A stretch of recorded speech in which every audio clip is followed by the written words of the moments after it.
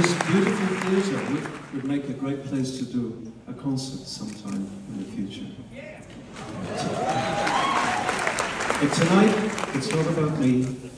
It's about we, Dennis, myself, Christoph, Gino, and the other writers, created this wonderful machine called Robin Hood the Musical. But it would not come to life without this fantastic ensemble, the fantastic lead actors, the Marion, the King, of course, Robin Hood himself. These are the people who gave this musical life and strength and power. I am so, so proud of what they have done.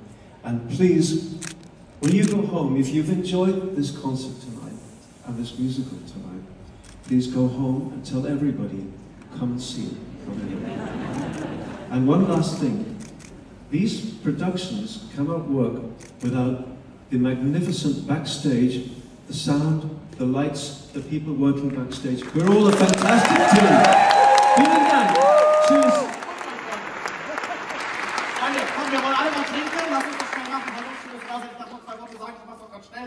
Die Produktionsfirma, mal gucken, wie schnell ich rede. Die Produktionsfirma setzt sich seit vielen, vielen Jahren sehr erfolgreich für Bullshit und keine Getränke an. Und diese Liedproduktion auch dieses Spielzeit hier in München machen. Wir haben gesagt, München Publikum gibt ganz viel Geld, deshalb machen wir das auch hier. Also, ich kürze ab, wir sammeln Spenden. Da haben wir gleich, ja, und pass auf für folgenden Verein, Friends for Hope. Das ist ein Verein aus München, der sich dafür einsetzt, dass in Indien Kinder und Erwachsene quasi Bildung bekommen. Das finden wir eine tolle Sache, ihr hoffentlich auch. Deshalb, wenn ihr gleich rausgeht, mit freudigen Gesichtern und lockeren Geldbeuteln, dann erwarten euch dort unsere fantastischen Kolleginnen des Vorlauses mit kleinen Spendenboxen.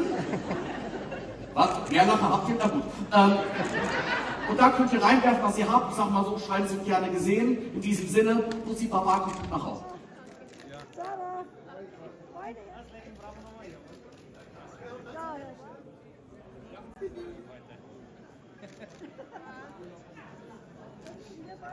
Wollen Sie den Flitzebogen machen?